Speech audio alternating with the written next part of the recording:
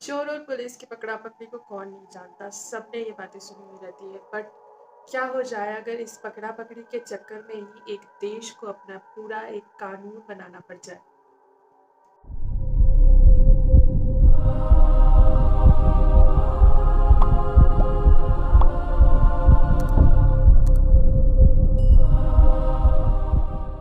Hey guys, I am Poonam और आज हम बात करने वाले हैं एक ऐसे केस की जिस केस की वजह से एक देश को अपना कानून बदलना पड़ गया। डायरेक्ट केस की बात करने से पहले थोड़ा बैकग्राउंड जान लेते हैं। ये केस मोस्टली जिस पुलिस वाले के आजू बाजू घूमता है उस पुलिस वाले के बारे में पहले जान लेते हैं। इसका नाम था एंड्रयू हार्बर। एंड्रयू ने अपनी पढ़ाई हेनरी कॉलेज से कंप्लीट करी थी। 2010 में जब वो 19 साल का था तभी उसने पुलिस की नौकरी ज्वाइन कर ली थी। जून 2019 में उसको रोड पुलिस यूनिट का हेड बना दिया गया था। जुलाई 2019 में उसकी शादी हुई थी लिसी से। लिसी जो कि उसकी 13 साल से गर्लफ्रेंड रह रही थी और उससे ही उसकी शादी हुई थी। जिस दिन की ये कहानी है उस दिन पे आते हैं। ये दिन था 15 अगस्त 2019 का। एंड्रयू और लिसी की शादी को अब 4 हफ्ते हो चुके थे। एंड्रयू फिर से अपनी जॉब ज्वाइन कर चुका था छुट्टियों के बाद और अब ये लोग हनीमून का प्लान कर रहे थे। खैर, एक इंसान अपने घर में शाम में आराम से बैठा हुआ था। 10 साढ़े 10 का समय हुआ होगा रात का। बहुत बड़ी प्रॉपर्टी में उसका अकेला का ही घर था और वो अकेले ही उस घर में रहता था। उसने नोटिस किया कि एक जंगल की तरफ से एक कार उसके घर की तरफ आ रही है। पूरे एरिया में बस उसी का घर था तो उसे समझने में देर नहीं लगी कि वो उसी के घर आ रही है। पर रात के 10 से साढ़े 10 बजे होने की वजह से उसको समझने में देरी नहीं हुई कि ये चोरी या फिर कोई किडनैपिंग वगैरह ऐसा ही क्रिमिनल एक्टिविटी के लिए कार आ रही है। उसने अपने घर की ऊपर की लाइट बंद कर रखी थी पहले से ही, तो वो खिड़की से छुप के उस कार को देखने लग गया और जैसा कि उसने सोचा था वैसे ही तरह से वो कार उसके घर के पास आई। उसमें से 3 हट्टे-कट्टे नौजवान उतरे। उनके पास हथियार भी थे। उन्होंने उसका गेट खोला और गार्डन में जो पार्क करी हुई क्वाड बाइक पड़ी हुई थी, क्वाड बाइक उन्होंने वो उठाई, अपनी कार के बैक साइड पे उसको बांधा और इधर-उधर देख के उन्होंने गाड़ी स्टार्ट कर दी। ये जो इंसान ऊपर बैठ के ये सब देख रहा था, इसने 999 जो कि इंग्लैंड का इमरजेंसी हेल्पलाइन नंबर है, इस नंबर पे कॉल करके घर में हुई चोरी के बारे में बताया, अपना एड्रेस बताया और बोला कि 3 हट्टे-कट्टे नौजवान मेरे घर पे आए हैं और मेरी क्वाड बाइक उठा के ले जा रहे हैं। सिल्वर ग्रे कलर की उनकी कार है और वो लोग अभी मेरे घर से निकल रहे हैं, आप जल्दी से उनको पकड़ लीजिए और बोल के उसने एड्रेस बता के फ़ोन रख दिया। उसी समय एंड्रयू का एक साथीदार अपनी ड्यूटी खत्म करके उसी एरिया से घर जा रहे थे। तो उनको रेडियो से ये मैसेज मिला कि इस एरिया में एक चोरी हुई है।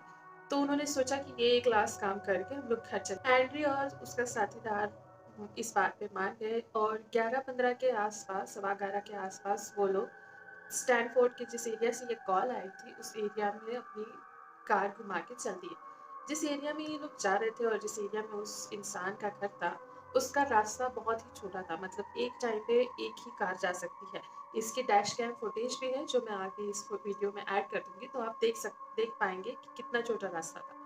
एंड्रयू और उसके साथी को लग रहा था कि हम इस रास्ते से जाएंगे तो रास्ते के बीच में ही उन चोरों से मुलाकात होगी, हम उनको दबोच लेंगे, पुलिस स्टेशन डाल देंगे और घर चले जाएंगे। और वैसा ही हुआ। 11:30 के आसपास उन्होंने देखा कि सामने से एक गाड़ी आ रही है।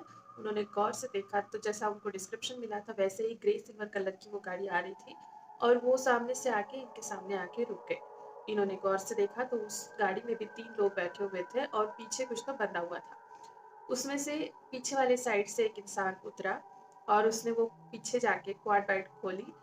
तो एंड्रयू भी अपनी गाड़ी से उतरा और उस इंसान को पकड़ने के लिए आगे जाने लग गया। उन लोगों ने पुलिस की गाड़ी के साइड से झाड़ियों के रास्ते अपनी कार निकाल के पीछे से वो लोग भागने लग गए। उनका साथीदार अब भी बाहर ही था तो वो भी कार के पीछे पीछे भागने लग गया। उस साथीदार को पकड़ने के लिए एंड्रयू उसके पीछे पीछे भागा। आप वो सब इस फुटेज में देख सकते हैं जो कि मैं इसके बाद ऐड कर दूंगी। एंड्रयू भी उस लड़के के पीछे भाग रहा था और ये जो उसका साथीदार कार में बैठा था वो अब पीछे की साइड सब लोग भाग रहे थे, इस वजह से छोटी सी जगह होने की वजह से वो कार मुड़ा नहीं सकता था, तो वो रिवर्स में ही उनका पीछा करने लग गया। पहले कार, चोरों की कार, उसके पीछे वो एक उतरा हुआ लड़का, उसके पीछे एंड्रयू और उसके पीछे रिवर्स में साथीदार, एंड्रयू का साथीदार कार चला रहा था। ऐसे ये लोग आगे आगे जा रहे थे।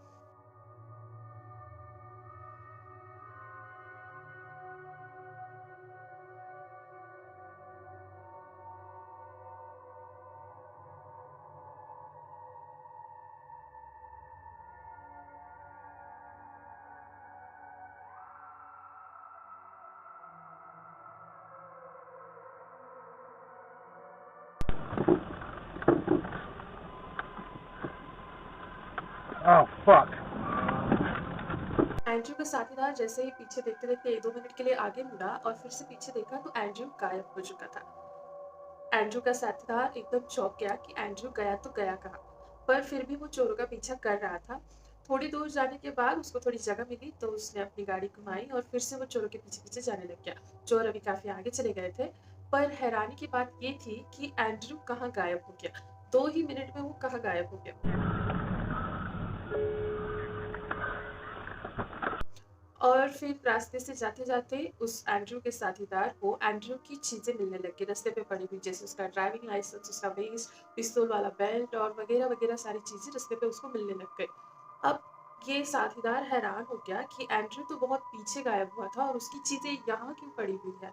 उसको कुछ समझ नहीं आ रहा था तो उसने रेडियो से अपने जो यूनिट था, पुलिस यूनिट, वहाँ पे कॉल करा और बताया कि चोर यहाँ से भाग रहे हैं और मेरा जो साथीदार है वो भी गायब हो चुका है और उसकी सारी चीज़ें रास्ते पे पड़ी हुई हैं। तो आप जल्दी से हेल्प भेजिए, चोर हाईवे पे जाने वाले रास्ते की तरफ ही जा रहे हैं, आप हाईवे पे उनको पकड़ सकते हैं।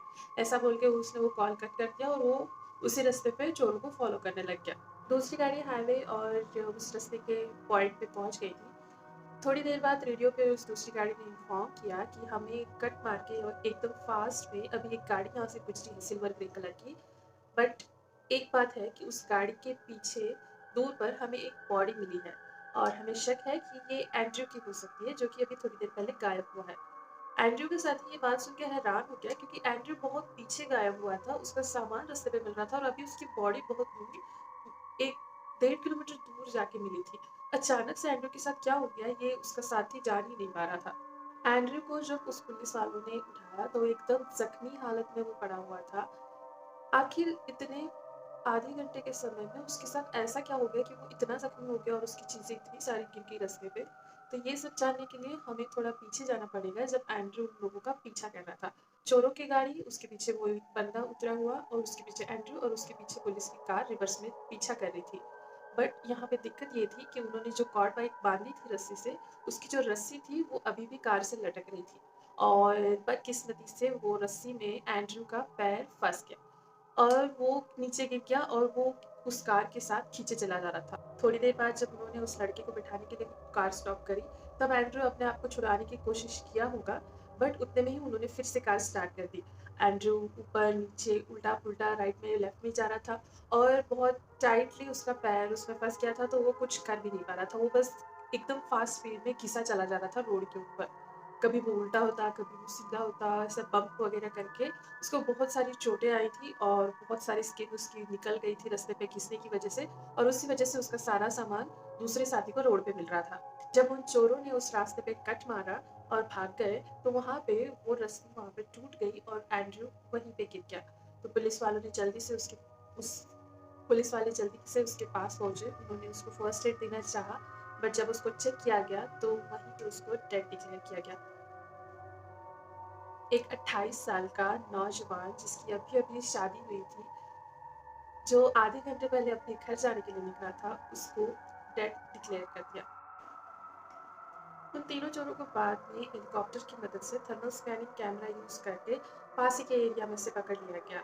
जब उनको बताया गया कि उनकी गाड़ी से एंड्रयू घिसा चला जा रहा था तो उन्होंने पहले बोला कि हमको पता ही नहीं था कि ये हमारी गाड़ी से लटका हुआ है और हम पे पुलिस वालों ने उन पे मर्डर का चार्ज लगाया, तो उन्होंने साफ इनकार कर दिया कि हम जानते ही नहीं, तो इसमें हमारा मर्डर का चार्ज क्यों लगेगा।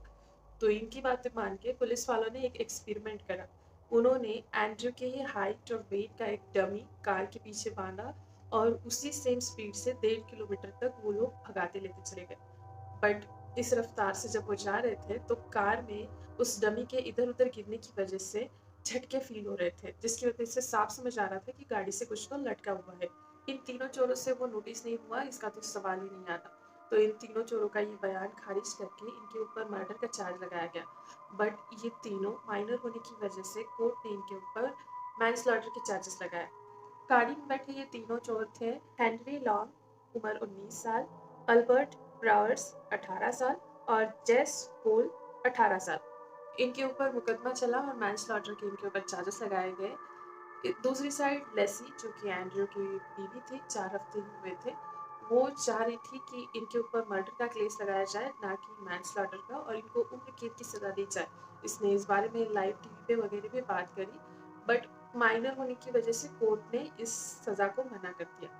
एंड्रयू को श्रद्धांजलि देने के लिए कुछ समय तक वो रोड बंद रखा गया। एंड्रयू बहुत दूर तक घिसा गया था, इस वजह से एंड्रयू की स्किन पार्ट्स और बहुत सारा खून उस पूरे रोड पे फैला हुआ था। वो पूरे रोड को क्लीन किया गया, वहीं पे उसको श्रद्धांजलि दी गई पुलिस द्वारा, सारे उसके फ्रेंड्स, फैमिली वगैरह।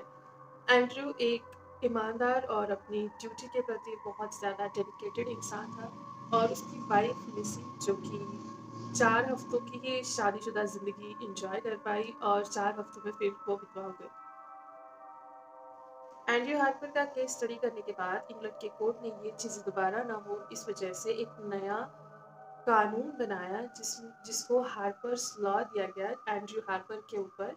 और इस लॉ के हिसाब से अगर क्रिमिनल एक्टिविटी में या फिर क्रिमिनल को पकड़ने जाने में अगर इमरजेंसी सर्विसेज का यूज़ होता है, और जो इमरजेंसी हेल्प के लिए लोग आए हैं उनमें से किसी की डेथ हो जाती है, तो जो भी क्रिमिनल है उसके ऊपर मर्डर के चार्जेस लगाए जाएंगे और उसको उम्र कैद की सज़ा होगी।